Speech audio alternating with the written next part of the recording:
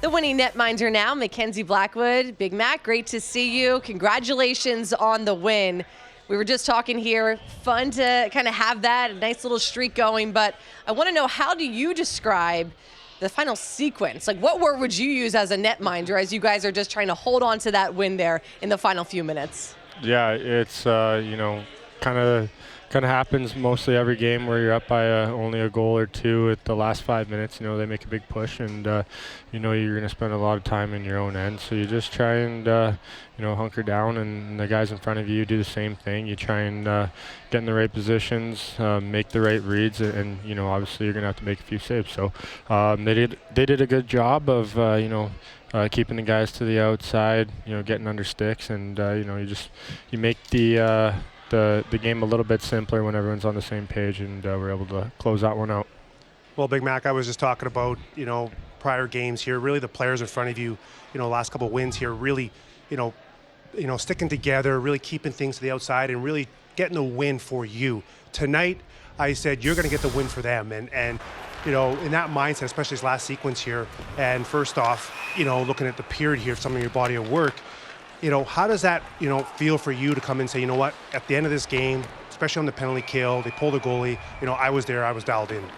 Yeah, well, it's going to go both ways throughout the season. There's going to be games where I'll lean on them to help get the win, and there's going to be games where they help lean on me or lean on me to get the win, and then there's going to be games where it's a bit of both. So this was just one of those games where we didn't score a lot of goals, but they did a good job of helping me get the win for them. So it was good. We've had a bit of everything to start the year, and I think it's just good for the guys to get on a little bit of a roll here. It helps with momentum and confidence, and just knowing that when we play the right way, we're going to get rewarded.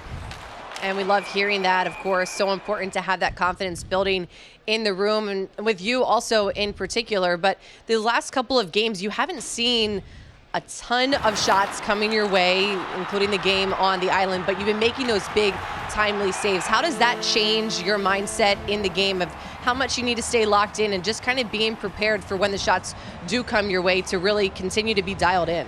Yeah, actually, that's a good point. In the past, I've actually struggled with games where I haven't had a lot of action. It's a lot different mentally to play in those kind of games. So, over the years, especially now, through playing the game longer, a little bit of maturity, a little bit of, learning my game and stuff like that, I've learned how to stay more engaged in games like that where I'm not called upon until, later in the game, or if the shots are few and far between, but you got to be there to make those saves for the guys when they need them. So I think, talking a lot, playing the puck a little bit more, just trying to, be a part of the game, even though you're not getting a lot of shots, really helps you stay involved in it.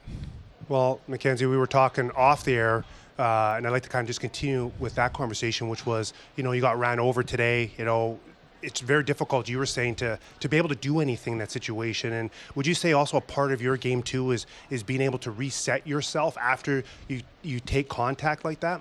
Yeah, for sure. I mean, that happens quite a bit where guys are driving to the net, but like I was saying to you, you can't really get out of the way, because if that guy doesn't hit you and he tries to wrap it around, or he makes a shot, you're just going to let it in. So you have to kind of be there no matter what happens. If he shoots it or if he tries to drive and he runs into you, you have to kind of hold your ground.